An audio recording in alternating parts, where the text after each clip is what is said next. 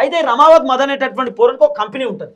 ఆ company video ఏం company తెలుసా? అది Gokulananda infra India private limited అని చెప్పి ఈ గోకులనంద అనేటటువంటి కంపెనీది పోరుంది. ఈ పోరును పెట్టేటువంటి కంపెనీ 1 year 2 months 28 days అవుతుంది.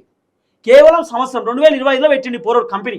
ఇప్పుడు ఎంఎస్సి 20 జనవరి 2025 జనవరిలో పెట్టింది పోరోడ్ కంపెనీకి అంతే.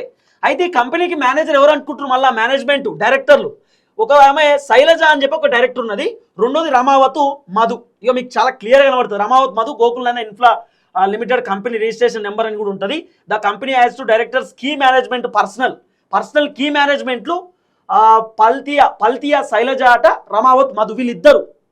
అంటే ఈ పోరాడు ఉన్నాడు కదా రమావత్ మధు అని చెప్పి గీనే ఈ కోటు ఈ ఏషం ఈ కథ ఆఖరికి పోరాడు ఎట్లా అయిపోయింది అంటే ఈయన పరిస్థితి మరి ఘోరంగా అయిపోయింది. అంటే మొత్తం జనాలను బ్లాక్మెయిల్ చేసి జనాలను ఎట్లనో అట్లా నమ్మించి డబ్బులు వసూలు చేసే కార్యక్రమం చేసిండు.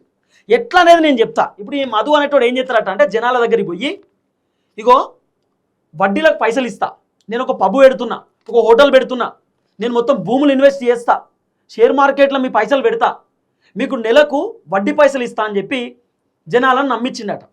ఎట్లా అంటే ఫర్ ఎగ్జాంపుల్ ఇప్పుడు మా సుధీర్ ₹1 కోటి నాకు ఇచ్చిండు అనుకో, ఆ ₹1 కోటి వడ్డీ ఉంటుంది కదా, ఆ ₹1 కోటి నేను బయట ఇచ్చుకుంటా అని చెప్తా. ₹3 వడ్డీకి ₹5 వడ్డీకి నేను 1 CR బయట ఇస్తా, ఆ వడ్డీ పైసలు నీకు ఇచ్చేస్తా, అసలే ఇస్తా, వడ్డీ పైసలు కూడా నీకోసం నువ్వు బెనిఫిట్ పొందుతావు కదా, నాకు దాంట్లో 2% కమిషన్ ఇవ్వమని చెప్తా. ఇప్పుడు ఈ పోరాడు చేసింది కూడా అదేనట. 2% కమిషన్ తీసుకున్నాడు, 3% జనాలకి ఇచ్చుడు. జనాలు కూడా సరే 2% తింటే తిన్నాడు, 3% అయితే నాకు ఇస్తుండు కదా, వడ్డీ పైసలు వస్తున్నాయి అసలు కూడా ఉంటాయి కదా అని చెప్పి జనాలు కూడా నమ్మి పైసలు ఇచ్చారు ఈ రమావత్ మధుకి. అయితే ఈ పోరాడు ఎట్లా నమ్మించాడు తెలుసా?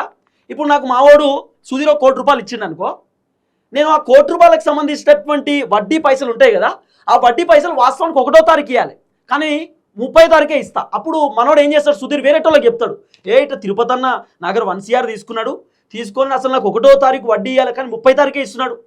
మీరు కూడా ఇన్వెస్ట్ చేసి బాగుంటుంది, మీరు కూడా ఇన్వెస్ట్ చేయరు, ₹1 ఇయ్యి, మీకు కూడా అసలు వస్తాయి వడ్డీ వస్తుంది, మీరు కూడా బెనిఫిట్ పొందుతారు, ఇంకెన్ని రోజులు వ్యవసాయం చేస్తారు, ఇంకెన్ని రోజులు ఈ అంత దుఃఖిదునుడు చక్కగా పైసలు ఇయ్యి మస్తు పైసలు వస్తాయని చెప్పి ఆయన వేరేటోళ్ళకి చెప్తే వేరేటోళ్ళు అట్లా పాక్కుంటా ఓ 200-300 మంది ఈ పోరోనికి ₹200-300 కోట్ల ఇచ్చారు.